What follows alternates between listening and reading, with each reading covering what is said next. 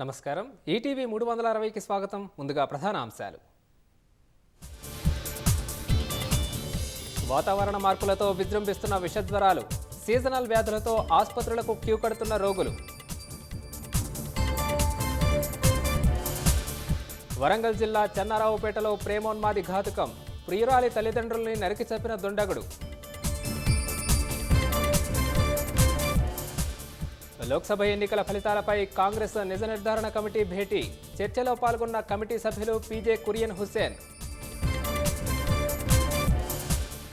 UGC NET పరీక్ష రద్దు కేసులో సీబీఐ ముమ్మర దర్యాప్తు, పేపర్ సర్క్యులేట్ చేసిన యువకుడిపై ఎఫ్ఐఆర్ నమోదు చేసే యోచన.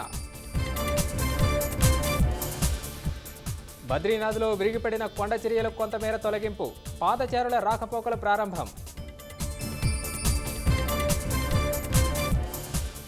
బ్రిటన్ పార్లమెంటులో ఆసక్తికర పరిణామం, భగవద్గీతపై ప్రమాణం చేసిన భారత సంతతి ఎంపీ.